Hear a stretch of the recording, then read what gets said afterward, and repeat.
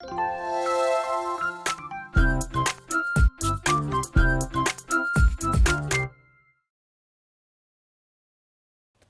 잠시 후 행복한 아침에서는 우리 아이의 경제 공부와 또 상속세 어떻게 할 것인가 이 부분 얘기 나누도록 하겠습니다. 네, 저희는 잠시 후에 다시 돌아오겠습니다. 잠시만요.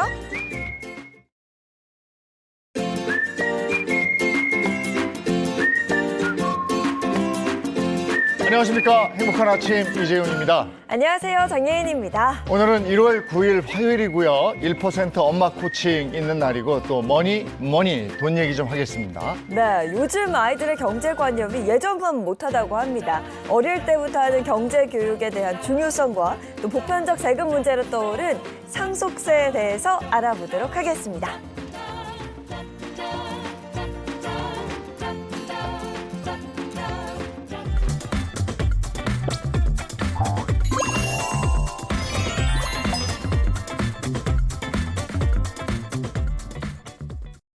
네, 화제 이슈를 발빠르게 전해드리는 모닝 브리핑부터 시작하겠습니다. 조현정 시사평론가 나오셨습니다. 어서 오세요. 네, 안녕하세요. 네, 반갑습니다. 첫 번째 이슈부터 전해주시죠.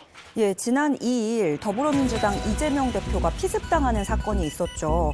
피의자 김모 씨를 수사하고 있는 경찰이 지난 7일 저녁에는 조력자로 보이는 70대 남성을 긴급 체포했습니다. 네, 조력자가 있었다. 그렇다면 A씨가 이 김 씨의 범행을 도운 정황이 드러났다는 걸까요? 아직까지 공범이다 이렇게 규정을 할 수 있는 상태는 아닌데요. 다만 조력한 정황이 나타났습니다. 이재명 대표를 습격한 김 씨는 그 직접 작성한 변명문이란 걸 갖고 있었죠.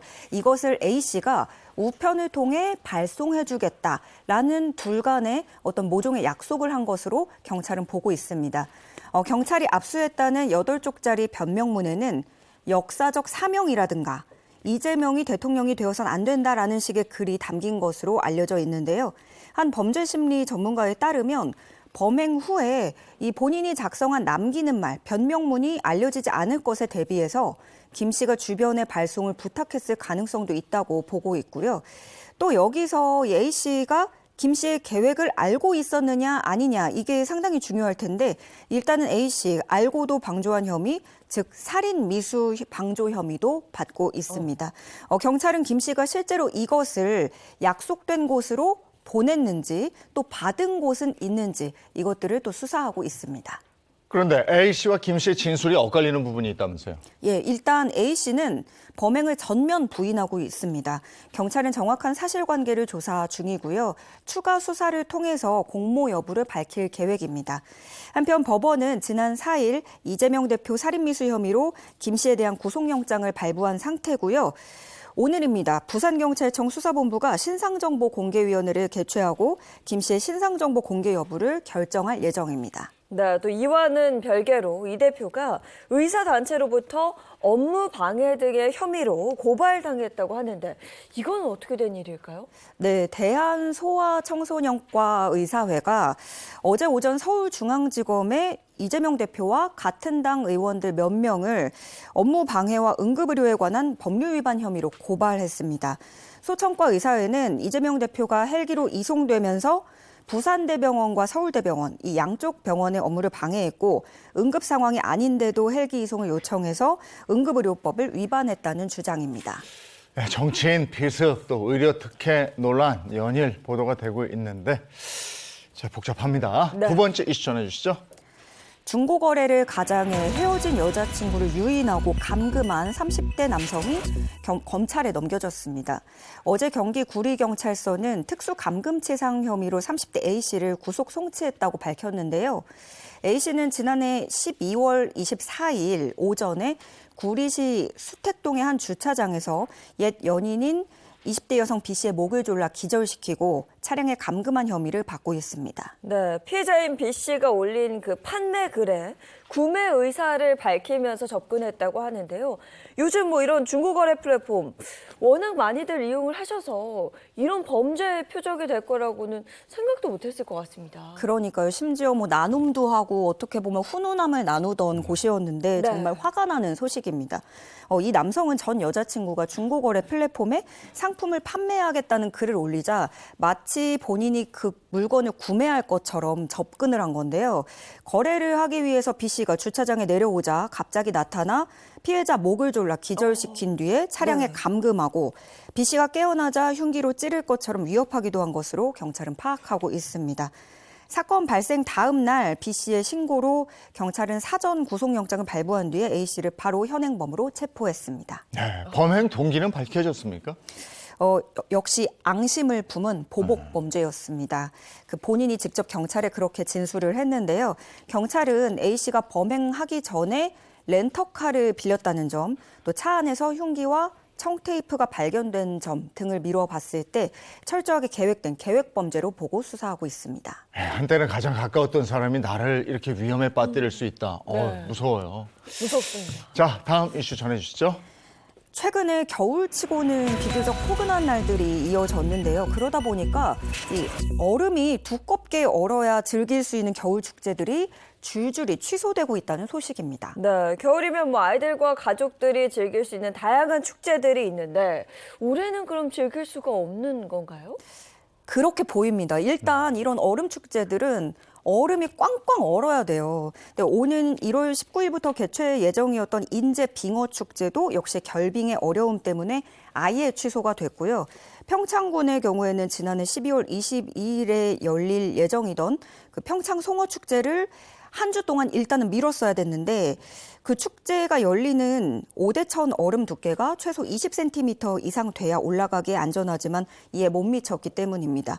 홍천강 꽁꽁 축제장도 얼음 위에서 송어를 낚는 게 주된 행사지만 따뜻한 날씨 때문에 얼음이 얇아져서 낚시객을 받지 못하고 있는 상황입니다. 이렇다 보니까 이 야외 축제인데 실내 체험 행사로 뭐 이렇게 대체하고 이랬다면서요? 예, 맞습니다. 사실 그 주요 프로그램 메인은 얼음 낚시, 눈썰매 체험 이런 그렇죠. 것들인데 네. 그게 줄줄이 취소가 되고 대신에 빙어 뜨기, 송어 잡기, 먹거리 행사 등으로 진행을 하고 있고요.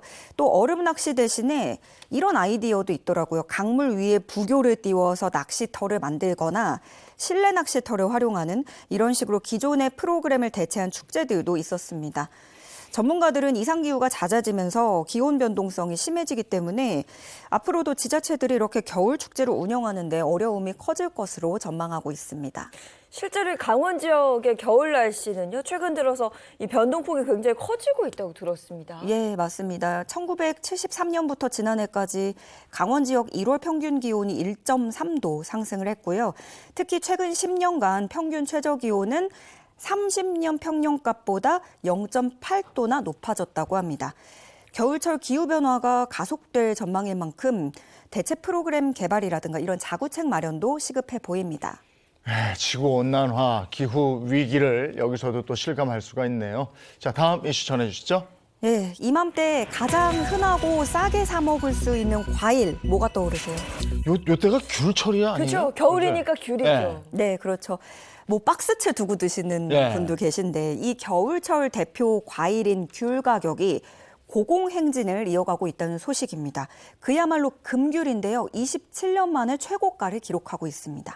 겨울에는 이제 따뜻한 이불 속에 들어가서 손끝이 노래질 정도로 귤을 까먹곤 했었는데 어느 정도길래 금귤 뭐 이런 얘기까지 나오는 거예요? 소매 가격으로 10개 기준 평균 가격이 4,300원입니다. 예전에 귤 살 때 4,000원 들고 가면 한 봉지 가득 담아왔던 네. 기억인데 그렇죠. 네. 이 가격은 지난해보다 1,000원가량 오른 거고요. 최근 5년 동안의 평균 가격이 3,000원이 안 됐던 것과 비교를 하면 2배 가까이 오른 겁니다. 제주 노지감귤 평균 도매가는 지난해 처음 10,000원대를 넘더니 가격이 계속 오르다가 이번 달에는 14,000원대까지 올랐고요. 2021년과 2022년 요때는 8,000원에서 9,000원대에 거래된 것과 비교를 해보면 정말 많이 오르긴 올랐습니다. 감귤 도매 가격 조사가 시작된 1997년 이후 가장 비싼 가격이라고 합니다. 아니 겨울을 대표하는 진짜 친근한 과일인데 이 귤값이 왜 이렇게 올라간 겁니까? 이것도 또 이상 기온이 영향을 그래요? 주고 있고요. 그리고 잦은 비로 인한 병해 때문에 최근에 과일 작황 부진이 이어졌기 때문입니다. 귤뿐만 아니라 다른 과일들도 앞으로 가격이 내려가긴 어려워 보이는데요. 이제 한 달밖에 남지 않았습니다. 설 명절이. 과일 수요는 계속해서 늘어날 텐데 가격은 더 오를 것으로 보여서 소비자의 한숨도 깊어지고 있습니다. 네, 참 귤 맛있었는데 그거 그러니까요. 까먹는 재미가 있었던 건데. 알겠습니다. 오늘 모닝 브리핑 여기까지 하겠습니다. 조현정 시사평론가와 함께했습니다. 고맙습니다. 고맙습니다.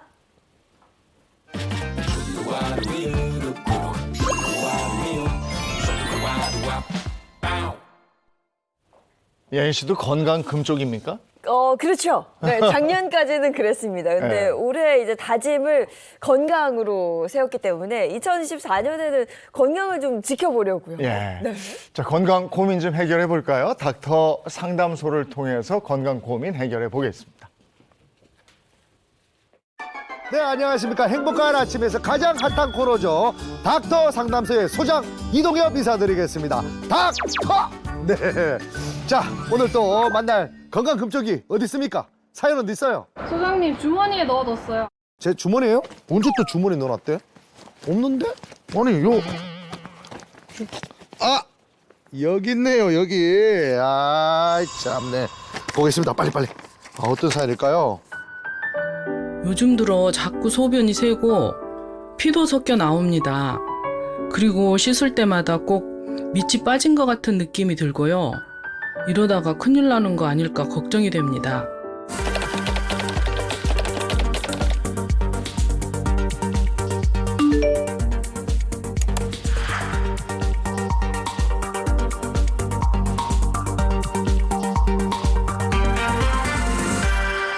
큰일 났습니다. 오늘도 우리 건강 금쪽이 대신 제가 상담을 받으러 갔다 오겠습니다. 지금부터 따라오세요.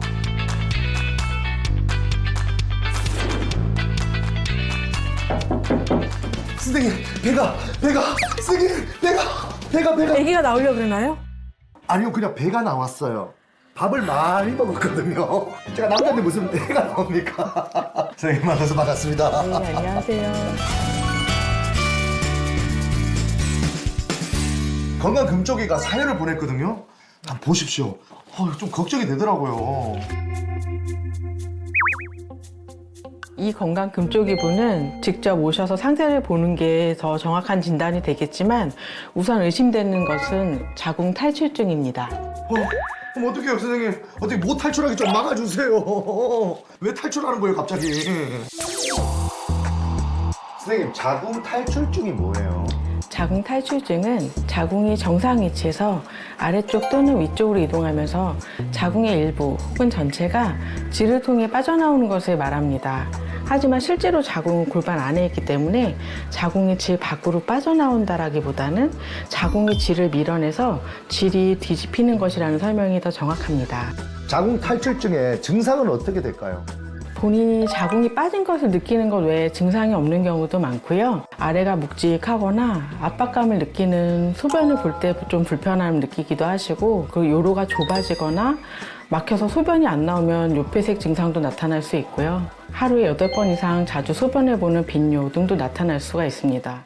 요실금하고도 좀 비슷하다는 생각이 좀 들거든요. 대개는 동반되는 경우가 많이 있고요. 요실금 자체도 골반을 지지하는 근육이 약화돼서 생기는 증상이 있는 경우가 있어서 네. 대개는 치료도 동시에 요구되는 경우가 많습니다. 아니, 자궁 탈출증인지 몰라가지고 그냥 방치하면 어떻게 돼요? 염증이 좀 반복이 될 수가 있고요. 피가 여러 번 날 수도 있고 네. 잦은 점막 손상이 만성화가 될 수가 있습니다. 자궁 탈출증 원인이 뭡니까? 자궁 탈출증은 자궁을 지지해주는 인대의 접착 부인 질 윗부분이 잘 지지가 되지 않아서 발생을 하는데요. 나이가 들면서 점점 악화가 되고 조금 비만하거나 출산을 예전에 많이 했다거나 좀 고생스럽게 난산을 했다거나 하면 이 골반 근육이 많이 약화될 수가 있고요. 또 기본적으로 하는 일 중에 무거운 물건을 좀 자주 들거나 시골에서 농사일처럼 쪼그려 앉아서 오래 일을 하는 경우는 자궁 탈출의 요인이 좀 증가가 됩니다. 무엇보다도 가족력이 중요합니다. 이러한 가족력이 있는 사람은 조심해야 됩니다.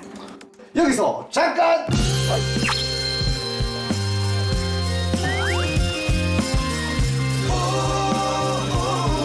흥분으로 들었어.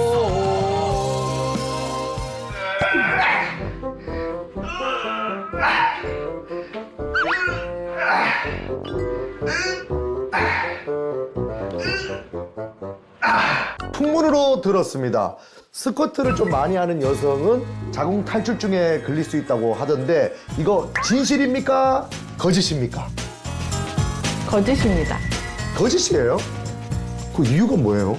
힘을 어떻게 주느냐에 따라서 좀 다르겠지만 스쿼트 할 때 올라가는 동작에서는 골반 기저근을 강화하는 동작들을 많이 하거든요. 그래서 네. 제대로만 한다면 오히려 도움되는 운동이 됩니다. 아, 이거는 그럼 더 많이 해야 되는 거네요? 그렇죠.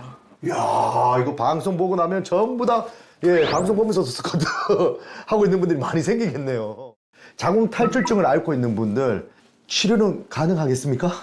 환자 본인이 불편하지 않으면 치료를 서두를 이유는 없습니다. 본인이 많이 불편해지면 그때 치료를 고려할 수가 있습니다. 비수술적 치료로 그 아주 유명한 케겔 운동이라고 골반 조였다 풀었다 하는 골반적인 강화 운동 같은 물리요법이 아주 도움이 될 수 있고요. 그리고 폐서리 삽입이 있습니다. 이 폐서리를 자궁이 밖으로 나오지 않게 이렇게 질 입구를 막아서 네. 질을 지지하도록 해주는 기구입니다. 그리고 수술적 치료로는 질을 통해서 자궁을 아예 드러내고 질벽 앞과 뒤를 좁히는 수술을 할 수가 있고 메쉬라는 합성 소재를 통해서도 수술로 지지대를 할 수가 있습니다. 아프기 전에 예방하는 게 제일 좋지 않겠습니까? 예방하는 방법도 있을까요? 자궁 탈출 시 질벽과 자궁 경부가 질 입구 밖으로 노출되면 비위생적인 환경에 노출될 수가 있고 그로 인해서 감염이 일어날 수가 있습니다. 또한 자궁이나 질 탈출은 진행하는 병이기 때문에 수술을 해도 재발을 할 수가 있습니다. 최대한 아래로 힘이 가해지는 행동을 하지 않도록 노력을 해야 되고 골반적인 강화 운동, 케겔 운동을 열심히 하면서 질병의 진행이나 수술 후 재발을 지연시키도록 노력해야 됩니다. 이제 자궁 탈출은 노! 이제 일상의 탈출을 해보도록 하겠습니다. 고맙습니다. 네.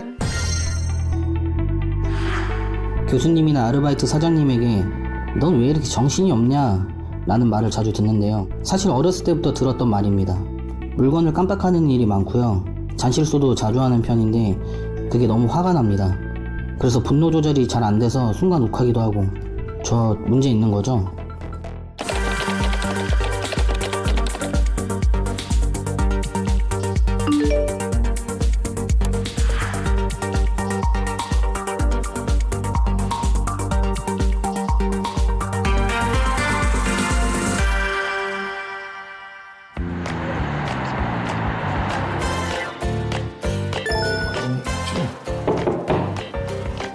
안녕하세요.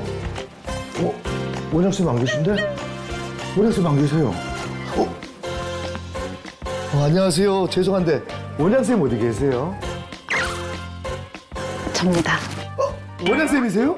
네. 아, 저는 요가 강사인 줄 알았어요. 죄송합니다. 안녕하십니까? 네. 건강금쪽이 사연을 가져왔습니다. 어떤지 한 번만 봐주세요. 어떻습니까? 너무 걱정됩니다. 우선 이것으로 제가 판단을 내리기는 조심스럽지만 성인 ADHD가 의심됩니다. 안 돼요. 우리 건강금쪽이 그런 애 아니에요. 빨리빨리 해결해주세요. 치료해주세요. 살려주세요. ADHD는 좀 생소하거든요. 좀 쉽게 설명을 한번 좀 해주십시오. ADHD는요, Attention Deficit Hyperactivity Disorder예요. Attention Deficit Hyperactivity Disorder거든요. 그래서 네. 주의력 결핍, 과다 행동, 그리고 충동성이 대표적인 3가지 증상이고요. 그리고 이 부주의에 아니면 충동적이에 이런다고 해서 저희가 다 진단을 하는 거는 아니고요. 네. 이런 것들에 관련된 척도가 있어요. 그래서 그 척도를 했을 때 한 몇 점 이상인지를 보고 저희가 의심을 해볼 수 있다라고 합니다. 아, 나도 포함이 되나라는 좀 걱정이 좀 되긴 하는데 여기서 잠깐!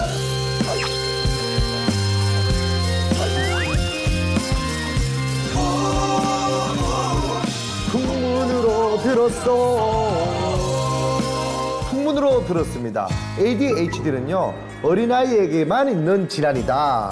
진실입니까? 거짓입니까? 거짓입니다. 거짓이에요? 어린아이 때 생기는데요.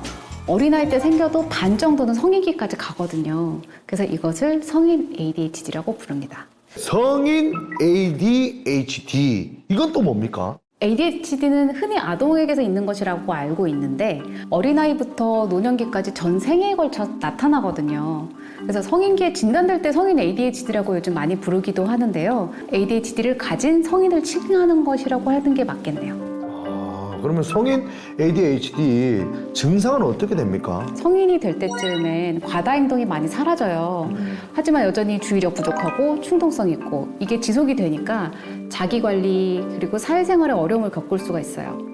시간 관리에 어려움이 있고 이걸로 지각이 많거나 마감 시간 못 맞추고 잡생각 많고 산만하고 잔실수가 많고 세심하게 계획 완수하지 못하고요.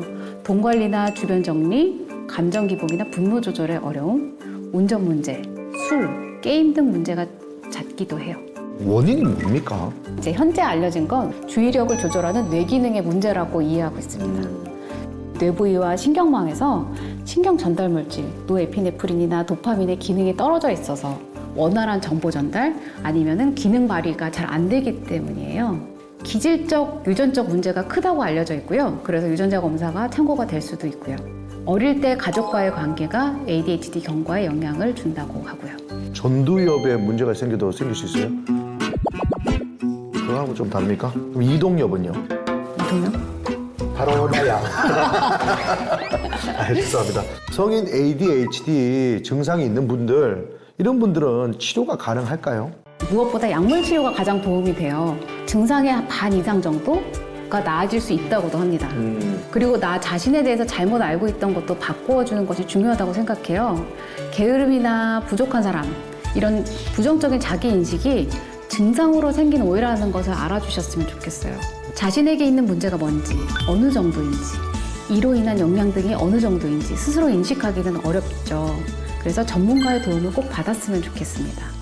그래도 정신적 관련된 치료를 뭐 내가 받는다면 좀 좋은 시설로 안 바라볼 것 같은 그런 느낌 있잖아요. 정신과도 마음의 것이기는 하지만 뇌에서 일어나는 일들이거든요. 네. 항우울제라고 한다면 세로토닌을 좀 높여준다던가 노에피네프린을 도와준다던가 도파민을 도와준다던가 과학적인 접근들이거든요. 네. 마음이 조금 감기가 걸렸다 하면 그냥 갈 수 있는 편안하게 가면 되겠네요. 그럼요.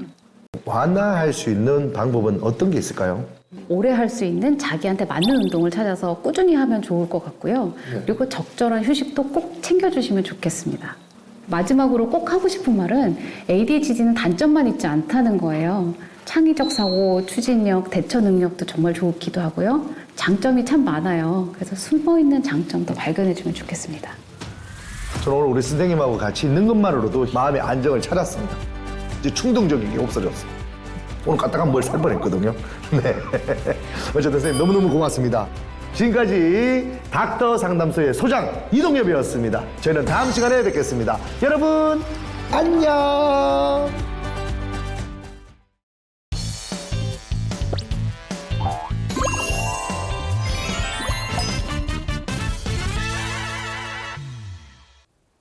소중한 자녀들의 학업과 진로 그리고 속마음까지 알려드립니다. 1% 엄마 코칭 샤론쌤 이미혜 코치님 그리고 신재현 씨 함께합니다. 안녕하세요. 어서 오세요. 자, 오늘 어떤 주제로 얘기를 나눌지 화면 먼저 보시죠. 자, 땡땡 교육에서 자기주도 학습이 시작된다. 오늘 주제가 좀 거창합니다. 자기주도 학습 스스로 하는 건데 이게 뭔가 따로 교육이 필요할까 싶기도 해요. 자기주도 해야 되니. 그렇죠. 우리가 아이들에게 교육을 하는 이유에 대해서 몇 번 생각을 해보면 답이 나올 것 같아요. 일단 뭐 교육을 하는 이유는 원론적으로 들어가면 네. 뭔가 이제 애들이 이제 나이가 되면서 사회 구성원이 되잖아요. 그때 좀 잘 좋은 구성원이 되도록 하는 거 아닐까요? 솔직히 교육 잘 받아서 잘 먹고 잘 살게 하려고. 사실 그 목적이는 너무 교과서적인 답. 그렇죠. 좀 우리 애가 좀 잘 살았으면 좋겠고 좋은 직장도 좀 얻었으면 좋겠고 이런 마음이 좀 크죠. 네. 사실 이제 자기주도 학습을 우리가 그동안 방송에서 많이 이야기했는데 이제 자기주도 인생으로 가기 위해서 사회적, 경제적으로 독립해야 되죠. 스스로 이제 알아서 벌어서 먹고 살아 이런 뜻이죠. 네. 그래서 뭐 아이들의 주도적인 삶을 살기를 바라는 분들이 네. 아마 뭐가 중요할까라는 생각을 하실 것 같은데 관련해서 좀 준비해 봤습니다. 네. 이 교육을 꼭 해야 된다고 하는데 바로 경제 교육. 경제 교육. 경제 교육이죠. 네. 근데 이게 어디서부터 어떻게 해야 하나 좀 막막하거든요, 사실. 지금 조금 있다가 저희가 뭐니 할 거 아니에요. 네. 근데 그것도 이제 돈 공부하는 시간인데 경제 공부도 역시 돈 공부를 하는데 우리가 인식 자체가 네. 그렇게 중요한 돈을 터부시하는 경향이 있어요. 맞아요. 어린애들이 돈 하면 막 혼냈단 말이에요. 네. 너는 돈 밝힌다. 근데 그런 상황에서 이런 경제 공부가 될까 싶어요. 사실은 우리 아이들은 돈을 버는 나이는 아니죠. 네. 그렇지만 돈을 쓰는 나이죠. 그것도 부모 돈을. 예, 그랬을 때 우리가 사실 경제 교육하면 돈을 모으는 거, 저축하는 거에 많은 비중을 두는데 저는 자녀 경제 교육은 저축도 중요하지만 소비 교육도 시켜야 되지 않을까라는 생각을 합니다. 유독 왜 돈 좋아하는 애들 있잖아요. 예, 어떤 애들은 예전에는요 그렇게 돈을 땅에 묻는 애들이 있었어요. 아, 그래요? 진짜로. 오. 예, 땅 파고 묻는 애들도 있었고요. 또 어떤 애들은 집안에 있는 그 동전을 다 모아서 자기 서랍에 숨기는 애들이 있고 또 어떤 아이는 돈이 여기 10,000원짜리가 있어도 돈을 정말 돌처럼 보는 아이들도 있어요. 다 다르죠. 맞습니다. 근데 제가 오프닝 때도 살짝 말씀을 드리긴 했는데 최근 이제 아이들 경제 교육이 중요하다 뭐 이런 말이 조금씩 들리곤 합니다. 요즘 청소년들은 뭐 돈 귀한 줄 모른다, 돈의 소중함을 모른다 뭐 이런 얘기를 하는데 요즘 엄마 신재현 씨는 어떻게 느끼세요? 아니, 사실 돈에 대한 개념이 있을 수가 없는 게 아이들이 보통 이제 카드를 많이 가지고 그러네. 그래서 왜 맞아. 엄마 카드 엄카라고 하잖아요. 네. 그래서 이거 가지고 다니면서 이제 쓰는데 그러니까 엄마 입장에서는 또 애가 이제 그걸 쓸 때마다 이제 그 어디로 가는지 동선이 보이기 때문에 띵동. 좀 안심이 되는 면도 있고 그리고 사실 예전에는 저희가 왜 그 학교 앞에 이제 문방구라고 했잖아요. 네. 거기 가서 이제 준비물 같은 것도 이제 실제로 사기도 하고 이런 모습이었잖아요. 맞아요. 네. 근데 이럴 땐 동전이 필요했단 말이에요. 그렇죠. 뭐 뽑기도 하고 그다음에 이제 뭐 달고나 막 이런 것도 저희가 먹고 준비물도 이제 그때그때 나오면 가가지고 바로바로 사고 사실은 이런 모습이었는데 이거 게임. 그러니까 저 때는 제가 돈이 있어야 되는 거예요. 그렇죠. 예, 그러니까 100원, 500원. 나한테 돈이 있어야 내가 가서 쓰고 그리고 거스름돈이라는 걸 받아오고 맞죠. 그래서 얼마를 주고 이게 얼마짜리라 얼마를 거슬러 온다. 맞아요. 이런 게 자연스럽고. 저절로 됐어요. 네. 근데 지금은 네. 문구점에 갈 일이 없는 게 동네에 일단 학교 앞에 문구점도 없고 그리고 준비물도 학교에서 다 해줘요. 그래요? 그러니까 솔직히 애가 저희 막내도 초등학교 이제 5학년 올라가는 나이인데 얘도 별로 돈 쓸 일이 없어요. 돈 쓸 돈을 쓸 일도 없고 또 요즘 엄마들은 맘카페나 워낙 투머치 정보잖아요. 네. 그래서 가기도 전에 다 세팅해서 다 사놨는데 또 학교에서 또 해줘요.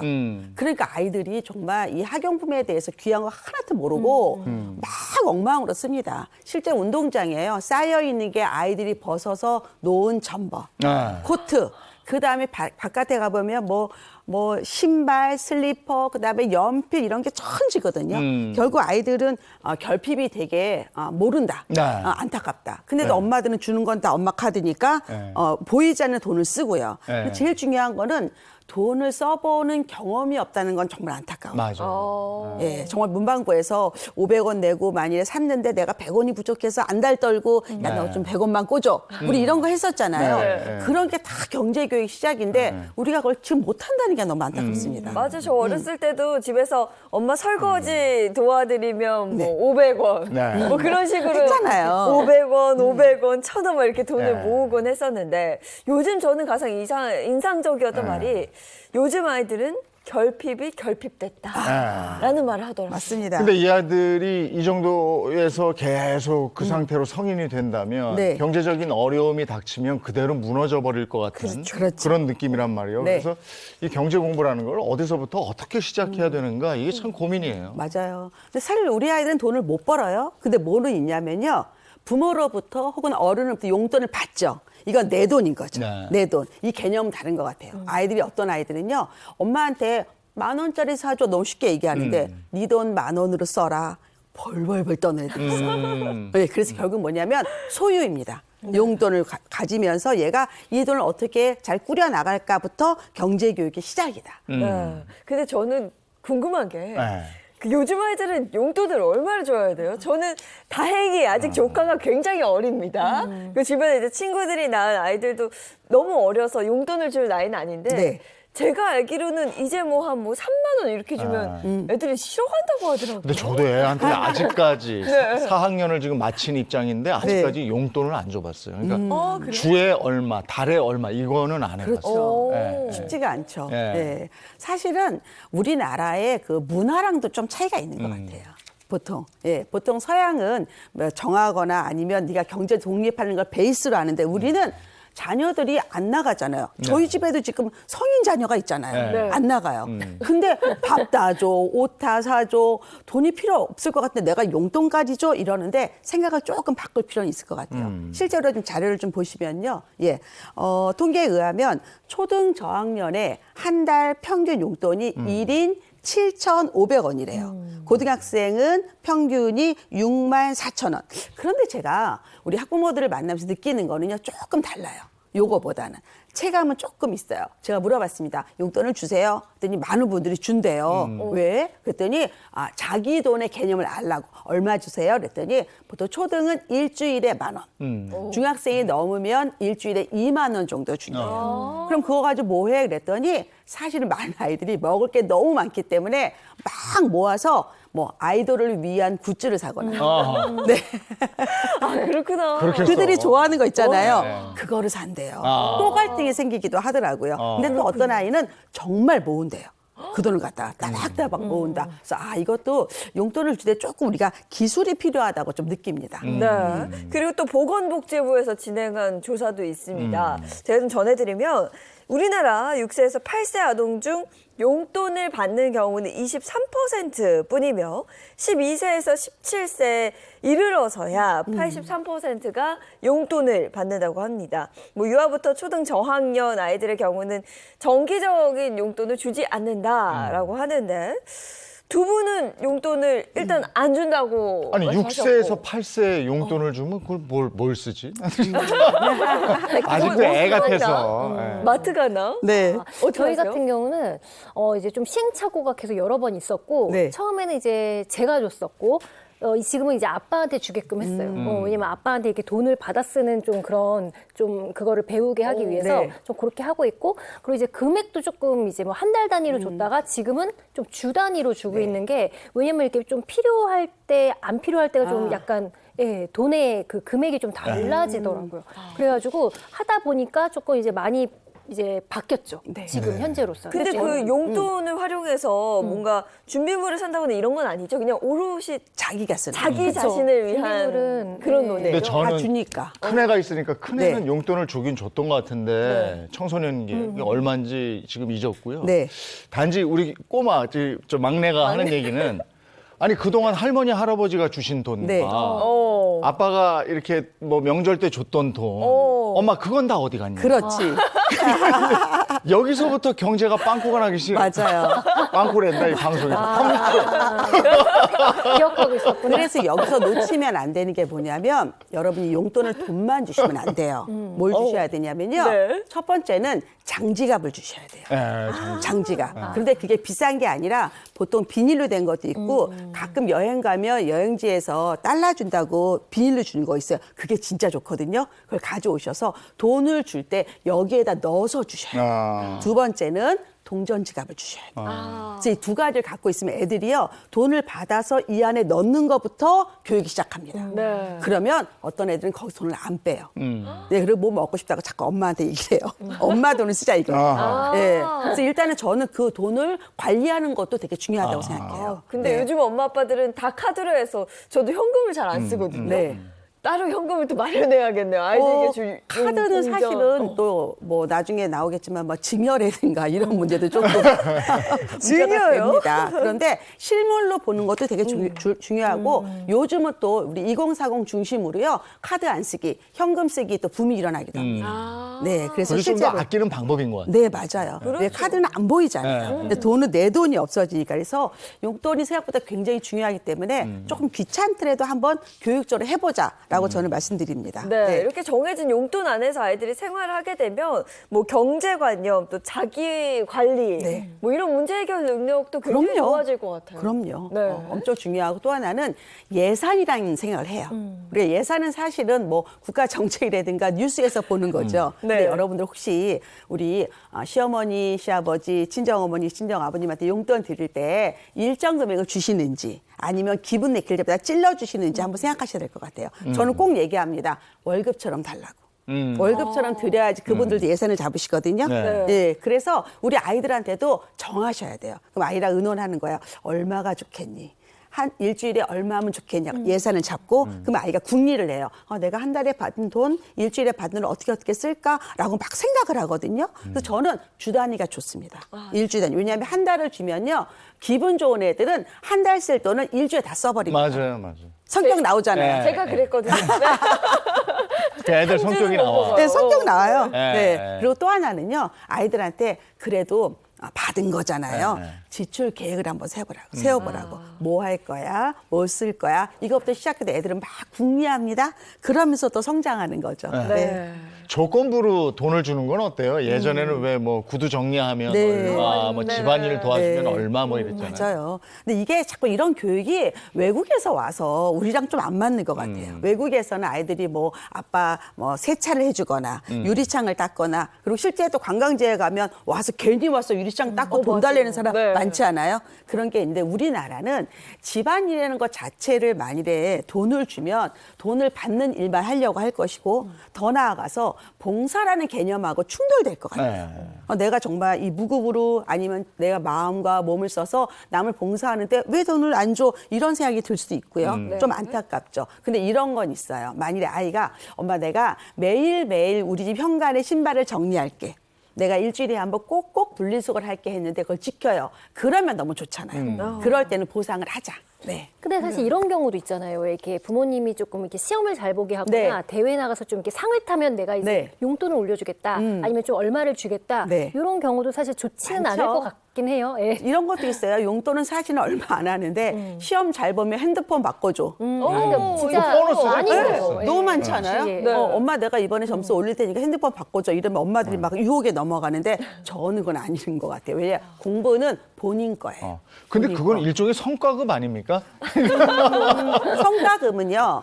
이게 회사를 위해서 이익이 났잖아요. 네. 나누는 거잖아요. 네. 공부는 오롯이 아이 거예요. 오롯이 아이 거. 근데 이런 거는 있는 것 같아요. 네가 봤더니 시험 기간에 이렇게 열심히 해서 성적을 올렸구나. 기특하다. 이거는 저는 보너스 줘도 돼요. 그렇지만 딜하진 말아라. 근데 일부 치사한 엄마들이 있어요. 돈 갖고 아이를 조절하는 거. 너 내 말 안 들었지? 이번 용돈 없어? 이거는 기본적으로 그래, 시스템 협박해. 망가지죠. 네. 망가지죠. 네. 이건 좀 주의를 해야 될 것 네. 같습니다. 그리고 또 우리 샤론 쌤, 코치님께서 퀴즈를 또 하나 네. 준비하셨다고요? 한번 볼까요? 네. 지금 인물이 나올 거예요. 네. 여러분 다 아시는 유명한 분들이에요. 아, 네. 아시죠? 아, 네. 자, 네. 이분들 네. 공통점이 뭘까요? 저커버그, 워런 버핏, 빌 게이츠예요. 알겠다, 네. 알겠다, 알겠다. 아, 저 저분들- 공통점은 세계적인 부자. 그렇죠. 그렇죠. 근데 또 하나 있습니다. 또 아, 하나? 또 찾아보세요. 출신이 출신. 유대인이죠. 맞습니다. 유대인. 맞습니다. 맞습니다. 사실 유대인이요. 네. 전 세계 인구의 0.2%밖에 안 되는데 억만장자들은 30%래요. 그리고 노벨 경제학상을 받은 분들은요 40%래요. 그럼 이거는 분명히 그들한테 어떤 비밀이 있다. 네. 그들의 경제 교육을 우리 한번 배워보고 싶어요. 네. 네. 비밀이 있다. 경제교육.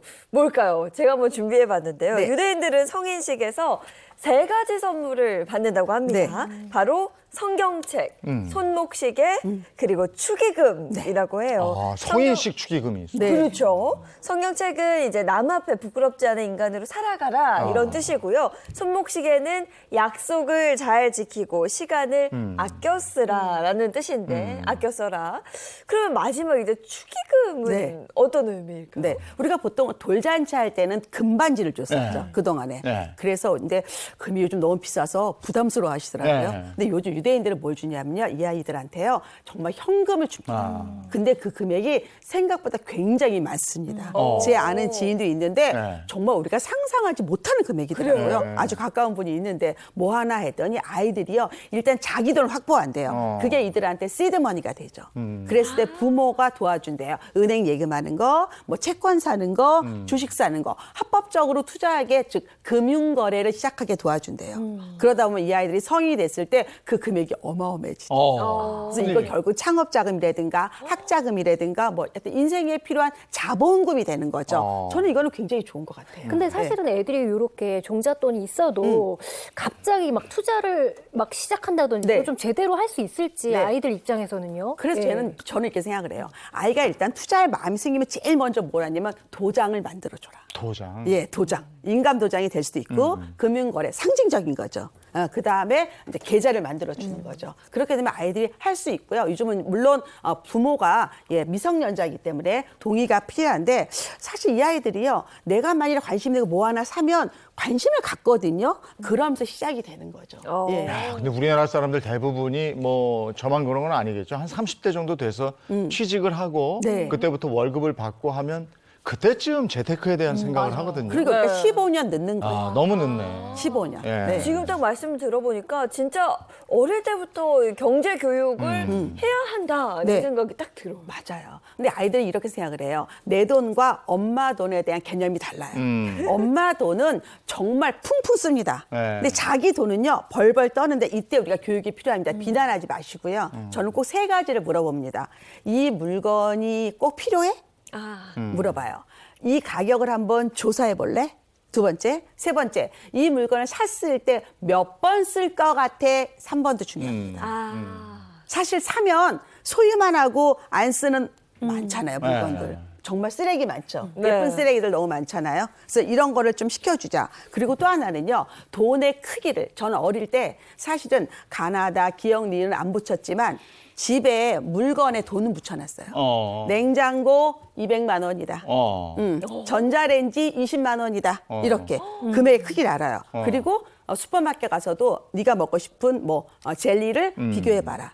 가격하고 구람을 봐라. 이러면 아이들이 생각이 바뀝니다. 네. 그래, 뭐가 얼마인지 정도는 알고 있어야 되겠다. 그게 필요하겠네요. 그리고 경제 전문가들이 얘기하는 그 비율이 있는데 저축, 소비, 투자, 기부 순으로 네. 3331 이렇게 나눠 쓰게 하라. 이건데 이 얘기는 어떤 얘기입니까? 그러니까 아이들한테 어릴 때부터 이제 다른 사람과 같이 어울려 사는 걸 가르치는 거죠.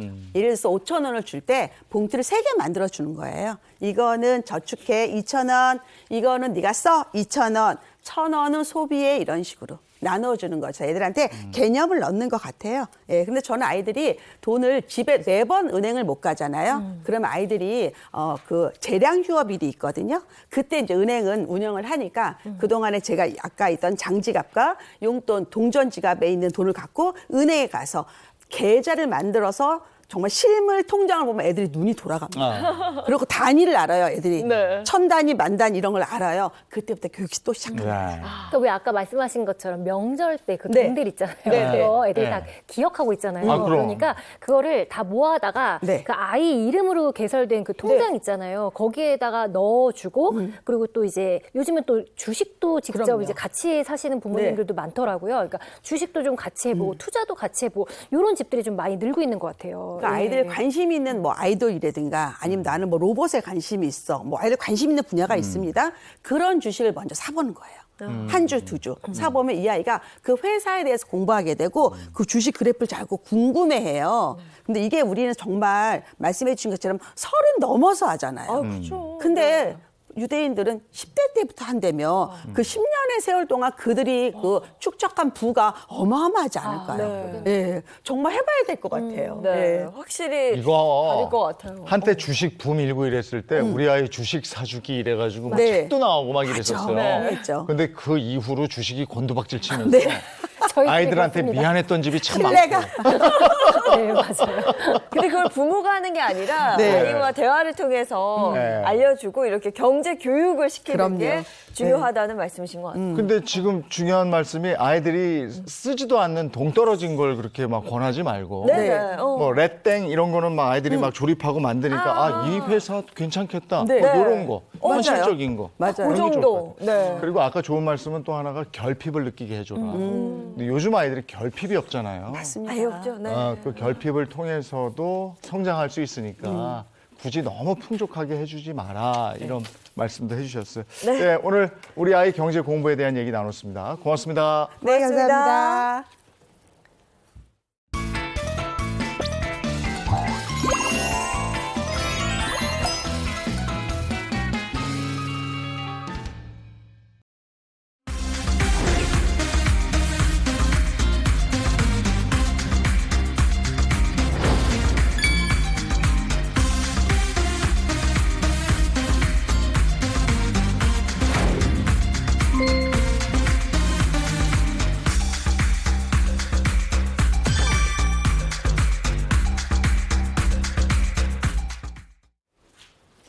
네, 본격적으로 돈 얘기 좀 해볼까요? 머니 김현우 소장과 함께합니다. 어서 오세요. 네, 안녕하세요. 안녕하세요. 김현우입니다. 반갑습니다. 자, 주제 영상을 통해 공개했듯이 부자들이 한국을 떠나고 있다. 이유는 이제 높은 상속세 때문이라고 하는데요. 가장 먼저 네. 상속세가 뭔지부터 한번 짚어볼까요? 이게 과거에는 이제 부자들이 내는 세금이라고 생각을 했는데요. 이제 우리 피부에 가까이 다가온 것 같습니다. 상속세라는 건 말 그대로 누군가 이제 돌아가시면서 그분이 갖고 있던 재산이 나머지 가족들에게 이전될 때 이때 내는 세금이라고 보시면 되는데 사람이 돌아가시면 그 사람의 재산이 누군가 이제 법정 상속인한테 물려주게 되잖아요. 근데 이제 물려받는 입장에서는 사실상 무상으로 취득하는 그런 경우이기 때문에 이 불로소득이라고 보고 그 세율이 꽤나 높습니다. 상속세 같은 경우에는 일반 소득세율과는 달리 그 구간도 촘촘하고요. 그 세율 자체도 높은데 일단 1억 원 이하일 때는 10%의 세율로 시작을 해요. 그래서 1억 원을 초과하게 되면 뭐 20%, 또 5억을 초과하게 되면 30% 이런 식으로 점점 올라가서 30억 원을 초과하게 되면 그때는 이제 세율이 최고 50%까지도 올라갑니다. 근데 우리나라 상속세는 전 세계적으로도 높기로 유명하지 않습니까? 네, 맞습니다. 우리나라 상속세 최고 세율이 좀 전에 50%라고 네, 말씀을 드렸잖아요. 반을 가져가는 거죠. 네, 이게 OECD 국가들 중에서도 거의 최상위권이라고 볼 수 네. 있는데 사실 50%만 떼는 게 아닙니다. 이게 최대 주주, 그러니까 어떤 기업의 주식을 제일 많이 보유한 사람이 이걸 물려줄 때는 여기에 할증이 또 붙어요. 그 세율의 20%를 할증하기 때문에 사실상 뭐 30억 원 초과한다 그러면은 60%까지도 내게 되는 거죠. 그러니까 이 상속세율은 OECD 국가들 중에서 우리나라가 최고다 볼 수 있습니다. 네, 그럼 보다 자세히 그 규모가 어느 정도인지 한번 살펴보겠습니다. 국내 재벌들의 사례를 한번 보시면요. 자, 고 김정준 넥슨 창업재 상속 재산이 10조 원대로 상속세가 6조 원. 또 고 이건희 삼성전자 회장의 상속 재산이 18조 9,633억 원으로 상속세가요 무려 12억 원대가 부과되죠. 아니 이거는 50%가 아, 12조 원. 12조. 18조인데 12조면 야, 이거는 50% 훨씬 넘는데. 아니 뭐 재산이 막 10조대 막 이것도 어마어마한데 네. 아니 세금도 막 10조대 막 이러면 맞습니다. 진짜로 그걸 다 내는 거예요? 진짜로 다 내야 됩니다. 아니 상상이 안 돼요. 상상이. 진짜예요? 얘가 10조를 물려받는다 그러면 기분이 정말 좋을 것 같은데 네. 그중에 60%는 내야 되잖아요. 근데 사실은 이 상속세는 물려받은 시점으로부터 6개월 안에 내야 되는 게 원칙이에요. 근데 아무리 부자 재벌이라고 하더라도 뭐 10조가 넘는 현금이 있을 수가 없잖아요. 그래서 삼성 같은 경우에는 2021년 4월에 상속세로 2조 원을 냈고요. 나머지 10조 원에 대해서는 이제 5년 동안 나눠서 내기로 했습니다. 상속세도 할부처럼 나눠낼 수가 있거든요. 그동안에 이제 뭐 지분을 매각한다든가 해서 현금화시켜서 그걸로 상속세를 내겠다는 계획인 거죠. 그러면 그거는 연부연납할 때는 이자는 없어요? 예, 요거는 이제 크게 생각은 안 하셔도 되는데 이 부분은 제가 좀 확인을 해봐야 될 것 같아요. 예. 네네. 뭐 대대로 부를 누려왔기 때문에 그거 그들이 감내해야 된다. 뭐 이런 의견이 있기도 한데요. 네. 최근 상속세 개편 논의에 불을 지피는 데는 평범한 시민들의 사례도 한몫 주목한다고 합니다. 요즘 뭐 상속 거질 이런 신조어가 나올 정도로 뭐 깜짝 놀랐거든요. 중산층의 경우도 상속세 폭탄 이게 예외가 아니라고 하죠. 네, 그렇습니다. 앞서 말씀드린 대로 이게 부자들의 세금이었어요. 그런데 1997년에 요 세율이 정해지다 보니까 지금까지 그게 쭉 이어져서 사실은 자산 가치는 그동안 많이 상승을 했죠. 그래서 예전에는 정말 부자들의 이 세금이었는데 이제는 아파트, 서울의 아파트 한 채를 물려받았을 때도 이 상속세가 꽤 많이 나오는 경우들 때문에 당황하시는 경우가 많이 있습니다. 이제 주택 가격을 놓고 이제 비교를 해드리자면 조금 더 이해가 쉬우실 텐데요.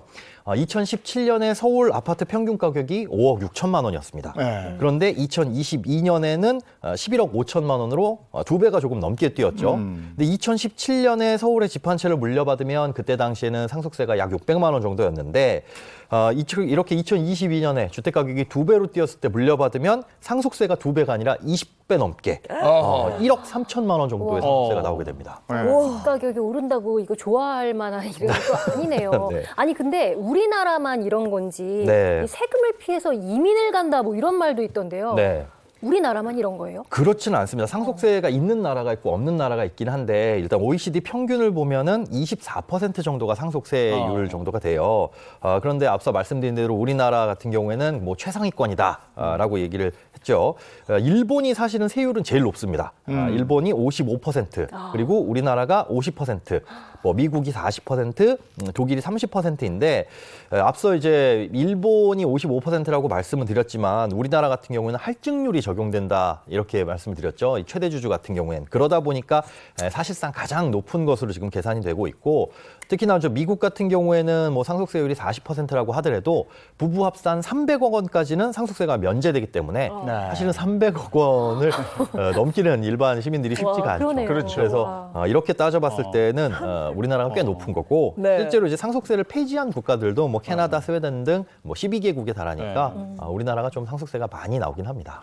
상속세가 1997년에 지금 만들어진 거라고 그랬잖아요. 그 전에 만들어졌는데 지금 지금 세율이 97년에 그러니까 이게 50%가 되는 게 30억 구간인데 네. 1997년에 30억과 그때는 근데 심지어 2024년 지금의 네. 30억은 차이가 엄청 다르죠. 그죠? 엄청 크죠. 그리고 심지어 97년에는 50억 원이었어요. 최고 세율이. 오히려 더 그게 낮아졌습니다.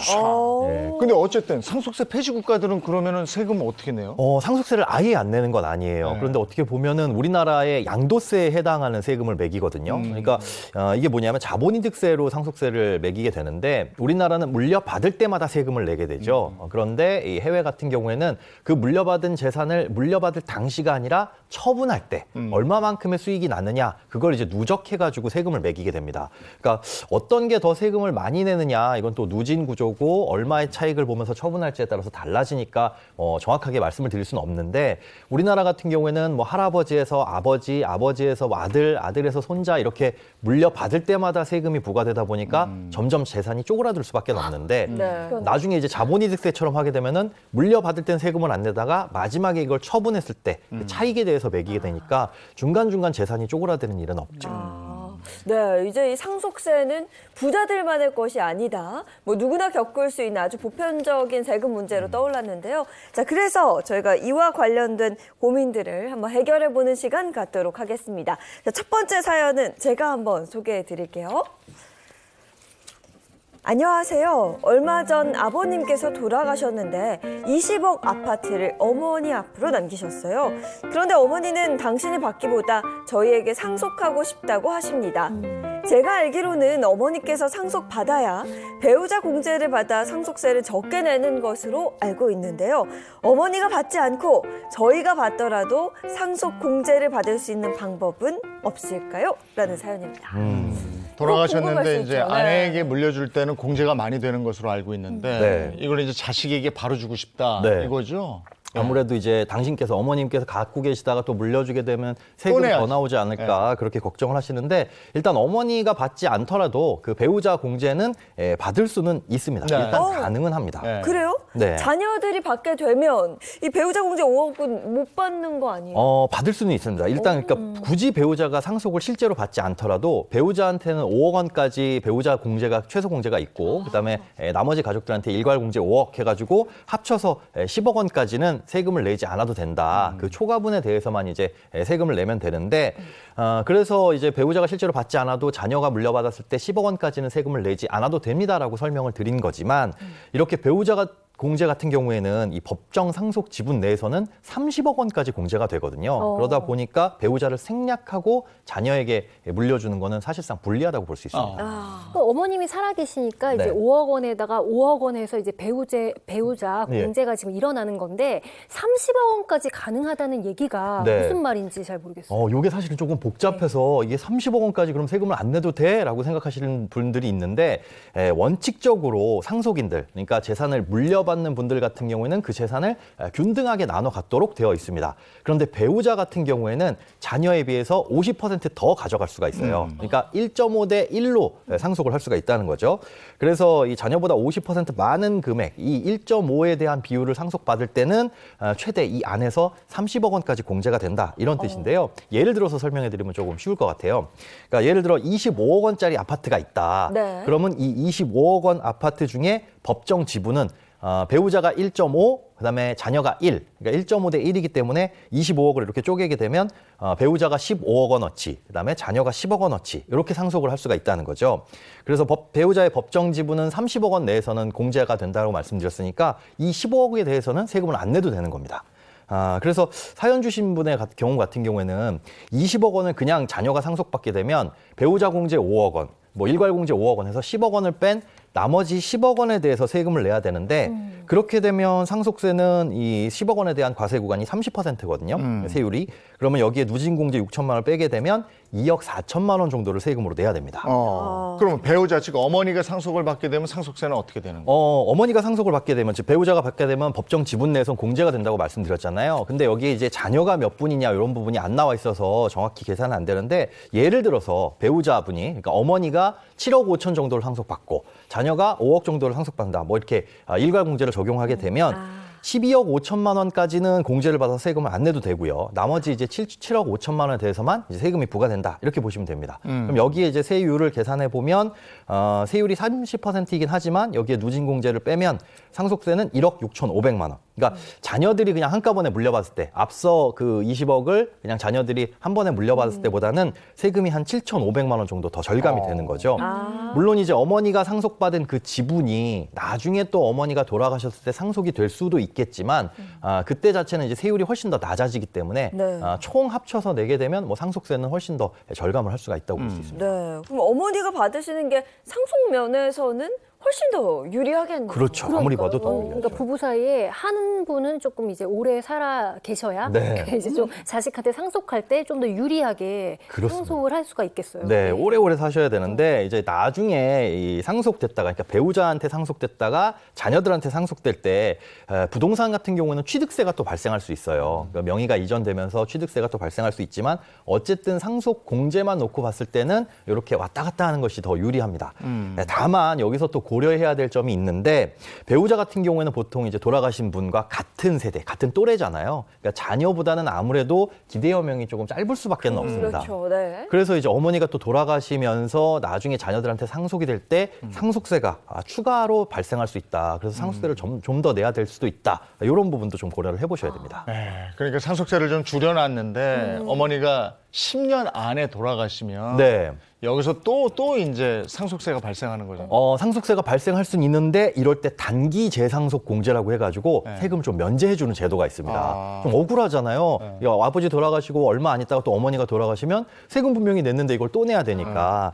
그래서 이거 같은 경우에는 상속 개시 후에 만약에 10년 내에 돌아가셔서 그 재산이 다시 한번 상속됐다. 그럴 때는 과거에 낸 세금은 빼줄게 하는 제도가 단기 재상속 공제인데 아주 간단하게 예를 들어서 보자면 아버지, 어머니 두 분 다 모두 재산이 있을 경우, 그런데 아버지가 돌아가시면서 아버지의 재산이 어머니한테로 갔죠. 그러면 이 어머니가 돌아가시면서 자녀들한테 물려줄 땐 아버지 재산에 대해서 낸 세금에 대해서는 면제를 해주는 겁니다. 1년 이내에 돌아가시면 100% 다 면제를 해주고 2년 이내에 돌아가시면은 뭐 10%포인트씩 차감이 되거든요. 그래서 90%, 80% 점점 이렇게 낮아지는 거니까 단기간에 재산이 상속되고 재상속됐을 때 세금이 조금 많이 나오는 거, 이런 부담을 완화해 주기 위한 취지라고 보시면 됩니다. 네. 아니 근데 처음에 상속받은 재산을 계속 사용해서 줄어드는 경우가 있을 수도 있고 그렇죠. 아니면은 지금 이 집을 팔아서 다른 집을 샀다거나 이런 경우도 있을 것 같은데 그럴 수 있습니다. 이런 경우에는 그럼 어떻게 적용해야 돼요? 결론적으로 말씀드리면 재산의 형태가 바뀐 경우에도 적용이 됩니다. 그러니까 아버지가 돌아가시면서 주택을 물려드렸는데 이제 어머니가 그 집을 처분하시고 현금화해서 쓰시다가 단기간에 돌아가셨다. 그럴 경우에는 어쨌든 그 가액을 따져가지고 그대로 이제 적용을 하게 되거든요. 심지어 아버지의 재산을 물려받으면서 그 재산으로 상속세를 낸 경우라고 하더라도 네. 예를 들어 1억을 물려받아서 그중에 1,000만 원으로 세금 냈다. 그래도 나중에 다시 단기 재상속 공제가 될 때는 그 1억 원을 그대로 보기 때문에 실질적으로 봤을 때는 꽤 유리한 제도라고 볼 수 있습니다. 요즘에 또 궁금한 게요. 네. 요즘에 그 집을 부부 공동 명의로 하는 경우도 있고 네네. 아니면 저희 집 같은 경우는 조영구 단독 명의로 되어 있어요. 네. 이런 경우 이제 아이한테 이제 상속을 할 때 어떤 게 조금 상속세 그 면에서 좀 더 유리한 건지 네. 중요하게 듣고 이따가 바로 적용하도록 하겠습니다. 이게 결론부터 말씀드리면 네. 상속세 측면에서는 무조건 공동명의가 사실은 유리합니다. 바로 집값이 얘기하셔야 아니 돼요. 바로 얘기하겠습니다. 네. 예를 들어서 이제 10억 원짜리 집을 반반씩 공동 명의로 갖고 있을 경우 부부 중에 어느 분이 돌아가시더라도 이 한 분이 돌아가시면서 나머지 5억 원이 이제 나머지 배우자라든가 자녀에게 상속이 되겠죠. 그럴 때는 배우자 공제 5억과 일관 공제 5억을 합쳐서 10억 원의 공제가 있으니까 두 분 중에 누가 먼저 돌아가시든 상관이 없습니다. 그런데 만약에 단독 명의로 소유하고 있을 경우 집을 가지신 분이 만약에 먼저 돌아가셨다 그러면 배우자한테 상속해주고 자녀한테 상속해주고 이러면서 세금은 똑같아지겠지만 집을 갖고 계시지 않은 분이 먼저 돌아가시게 되면 이제 배우자 공제는 더 이상 받을 수가 없는 거잖아요. 그래서 단독 명의로 갖고 계신 분이 나중에 돌아가시면 세금이 훨씬 더 많이 나올 수 있습니다. 집이 비쌀수록 그렇게 훨씬 더 불리해지는 경우가 되겠죠. 꼭 공동명의. 그거 말씀하셔야 되겠는데 그러니까요. 가서. 저희 집이 딱 그런 경우잖아요. 네. 제가 만약에 먼저 이제 가게 되면 네, 네. 조영구 씨가 이제 아들한테 물려줄 때 그게 굉장히 불리하다는 거예요. 그러네. 잘 공동명의. 기억했다가 오늘 집에 가서 정말 네. 네, 이거 저 집도 방송에서 배웠어요. 부부싸움 나겠네. 저를 위해서가 아니라 아들을 위해서 그렇죠. 공동 명의를 하자. 그러네, 이렇게 그러네. 말을 해야겠습니다. 네. 자, 상속세와 관련해서 또 다른 고민이 있습니다. 소개해드리겠습니다. 안녕하세요. 3년 전에 아버지가 5억 원의 아파트를 사면서 아버지 명의로 약 2억 원의 대출을 받았습니다. 제가 아버지 통장으로 대출 원금의 이자를 보내드리면 아버지 통장에서 원리금이 상환되는 식으로 사실상 제가 대신 빚을 갚았는데요. 2달 전에 아버지께서 돌아가시고 아파트 명의는 어머니로 이전한 후 대출을 승계하셨고 현재도 제가 원리금을 갚고 있습니다. 추후에 아파트를 제가 상속받는다면 대납한 금액과 앞으로도 대납할 금액에 대해서 상속세를 면제받을 수 있을까요? 그러셨어요? 그러니까 이거 정리해 보면 대출은 아버지 명의로 받았는데 네. 갚는 건 이제 아드님께서 그렇죠. 하신 거잖아요. 네. 이게 아버지 통장에서 빠져나가긴 했지만 미리미리 이제 대출금에다가 이자까지 보낸 거니까요. 명의는 부모님 명의지만 사실은 내가 산 거네. 그러니까 대출금도 갚고 뭐 이랬으니까 이거는 당연히 좀 공제해줘야 되는 거 아닙니까? 이게 우리가 증빙을 하면 불가능해야 할 것 같지는 않은데 네. 문제가 있습니다. 이걸 증빙하는 과정에서 오히려 어머님이, 아버님이 증여세를 낼 수도 있어요. 자식한테 증여를 받았다? 그렇습니다. 이상하네요. 그러니까 아들이 네. 이렇게 대출금으로 이렇게 갚는다는 그 내역도 분명히 네. 증빙이 될 텐데도 그렇죠. 그런가요? 네. 그렇게 증빙을 하면은 오케이 국세청에서 상속받을 때 그건 인정해 줄 거예요. 하지만 과세관청 입장에서 봤을 때는 조금 다른 게 그러면 부모님은 자녀의 돈을 증여받아서 이걸로 대출금 갚은 거네. 결국은 자녀 덕에 부모님의 빚이 줄어들었네. 그러면 부모님이 증여세를 내야 된다 이렇게 보는 거죠. 네. 그래서 대출금을 갚아드린 건 부모님이 증여세를 따로 내고 나중에 상속받을 때는 그만큼 뭐 차감받을 수는 있겠지만 뭐가 더 큰지는 좀 따져보셔야 되는 겁니다. 아니 근데 내가 어차피 물려받을 집이었잖아요. 미래의 내 집. 내 집이었는데. 정말 답답하다. 그렇죠. 사실 부모님이 그렇게 말씀을 해주셨어도 네. 이건 나중에 네 집이다. 그러니까 빚을 갚는 것도 뭐 그렇게 부담스러워하지 말아라라고 했다고 하더라도 이런 약속을 한 근거가 사실 안 남아 있잖아요. 그 주택에다가 나중에 이 소유권은 자녀가 이전을 받기로 한다. 이렇게 뭐 등기부등본에 가등기를 한다거나 아니면 이제 누가 봐도 명확히 이걸 입증할 수 있는 뭐 계약서를 쓴다거나 그런 전제로 빚을 갚아준 거라면은 모르겠는데 그런 게 전혀 안 남아 있다라고 한다면 과세관청 입장에서 봤을 땐 그냥 부모님 빚을 대신 갚아준 걸로밖에 안 보는 겁니다. 사실 이걸 이게 집을 나중에 처분해서 그게 이 집을 물려주기로 했는데 처분해서 다른 재산으로 바뀌었다라고 한다면 그건 또 증빙이 더 애매하잖아요. 아니 그러면 어머니는 증여세를 내야 되는 거고, 그렇죠. 아들은 상속세를 내야 되는 거고. 맞습니다. 뭐 아, 증여세를 이거 내게 이상하지 되는 않아요? 아들이 다 갚았는데. 그렇죠. 이게 좀 이상하고 이거 너무 융통성 없다 그래, 예. 생각하실 수도 있는데 사실 이거 구제할 수 있는 방법이 없습니다. 그래요. 과거에 했던 거는. 그래서 대신 이제 앞으로도 계속 대출금을 갚아주신다고 하셨으니까 이거에 대해서는 좀 세금 부담을 덜 수 있는 방법을 좀 알려드릴게요. 네. 지금 만약에 그렇게 대출금 대신 갚고 계신 분들이 계시다면 이렇게 하시는 게 좋을 것 같습니다.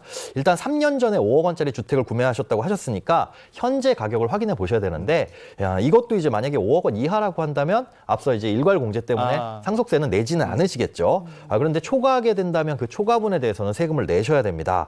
근데 증여세를 줄이려면 계속 이제 대출금을 갚아드리면서 증여세를 줄이려면 어머님 명의로 차용증을 좀 쓰셔가지고 어머님이 돈을 빌렸다. 그래서 대출 원리금만큼 이제 어머니가 돈을 빌려간 후에 나중에 갚는 형식으로 요걸 이제 근거를 남겨두시는 게 좋고, 다만 차용증만 썼다고 해가지고 인정받는 게 아니에요. 이 기존에 이제 법원 사례를 보면은 판례를 보면 증여세 회피를 위해서 차용증을 그냥 형식적으로 쓰는 거 이건 무효다라고 하는 판례들이 많이 있거든요. 그래서 실질적인 돈을 빌려가는 형태, 이런 형태의 차용증을 좀 써두셔야 됩니다. 네. 근데 어머님께서 소득이 없으시다면 이게 갚을 수가 없잖아요. 그렇죠. 그러니까 다달이 갚았던 내역도 물론 남아 있어야 될 것 같아요. 네네. 이제 정확한 지적이신데 그거예요. 어머니가 소득이 없는데 차용증 쓰는 게 무슨 소용이 있냐? 그렇죠. 이거 그냥 증여세 회피 위해서 형식적으로 쓰는 거다. 이렇게 보는 거거든요. 그래서 이 차용증을 쓰신다면 현금으로 갚는 게 아니라 나중에 이 집을 처분해서 갚는다. 1년 후에 이 집을 팔아서 갚는다라는 단서를 남겨놓는데 1년이 될 때마다 차용증을 새로 쓰시는 겁니다. 그런 식으로 이제 집을 팔아서 갚겠다 해서 차용증을 새로 쓰시면 언젠간 집을 처분하셔서 그걸 갚으셔도 되는 거고, 아니면 상속이 됐을 때 그때 이제 물려받으면서 그걸 차감하면 되는 겁니다. 차용증 외에는 다른 방법은 없습니까? 사실상 앞서 말씀드린 차용증 말고는 이제 부모님하고 동거하게 됐을 때 동거. 요럴 때는 이제 이 상속공제를 받을 수가 있어요. 다만 이게 굉장히 까다로운 조건이 붙습니다. 무슨 조건이냐면 부모님을 모시고 그 집에서 돌아가시기 직전까지 10년 이상 연속적으로 같이 거주를 해야 돼요. 이게 동거주택 상속공제라는 제도인데 다만 여기에서 이제 돌아가시는 분이 사망 전 10년 이상 1세대 1주택이어야 되고요. 네. 거기에 같이 살면서 같은 세대를 구성하면서 이제 물려받는 분도 무주택이거나 아니면 그 집을 같이 공동으로 소유하고 있어야 된다는 까다로운 조건이 붙기 때문에 이런 부분들은 해당이 되시는지 좀 따져보셔야 됩니다. 이야, 어렵네요. 어려워요. 아니 예전엔 정말 돈 있는 사람들만 상속세 걱정하고 이랬는데 네. 요즘에는 그게 아니에요. 아파트 값 치솟고 뭐 이러면서 네. 강남에 아파트 한 채 있으면 30억 넘어요. 그렇죠. 그러니까 그런 집들은 전부 50% 상속세 내야 되는 거거든요. 맞습니다. 아마 저댁도 그럴 거예요. 저댁도. 그러니까 부부 그죠? 공동명의 네. 그러니까 기억하고 가겠습니다. 예, 이 법이 정해진 지 1997년에 그러니까요. 1억, 뭐 5억 이 구간이 27년 거의 30년 된 거 아니에요. 그렇습니다. 그때 보면은 와 1억 이상이면 부자였죠. 그럼. 엄청나게 부자여서 그 정도 세금 내도 돼 했지만 지금은 물론 1억이라는 돈이 작은 돈은 아니지만 당시와는 좀 물가도 많이 올랐으니까 그렇죠. 이 구간도 좀 조정을 해야 된다는 목소리가 많이 나오고 있습니다. 그때 아파트 한 채에 30억짜리가 어디 있었습니까? 아유, 근데 지금은 지금 뭐 흔한 강남에 가면 새고 벌어졌어요. 네. 이것도 이제 좀 달라져야 되지 않을까 싶어요. 네, 맞습니다. 이 구간도 좀 조정을 해야 된다는 소리가 그래서 나오고 있는 거죠. 네, 맞습니다. 자, 돈에 대한 다양한 고민들 저희 행복한 아침 게시판에 올려주세요. 채택된 사연은 솔루션과 함께 머니에서 소개해드리도록 하겠습니다. 자, 오늘 두 분 좋은 말씀 고맙습니다. 네, 고맙습니다.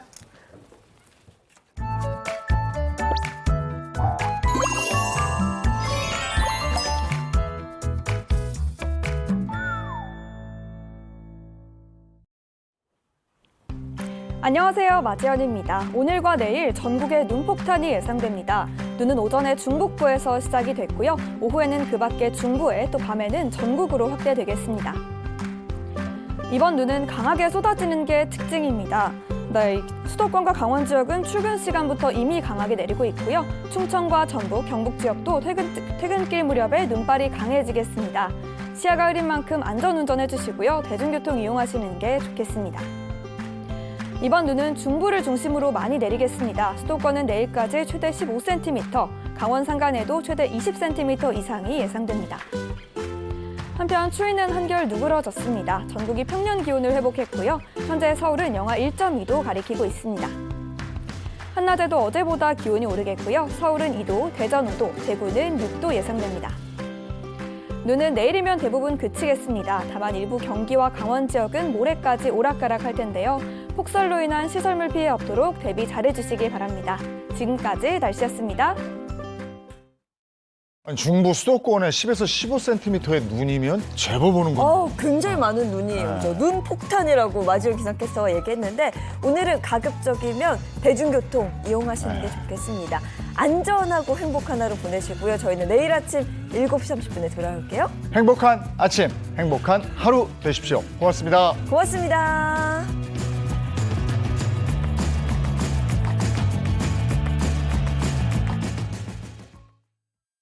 채널 A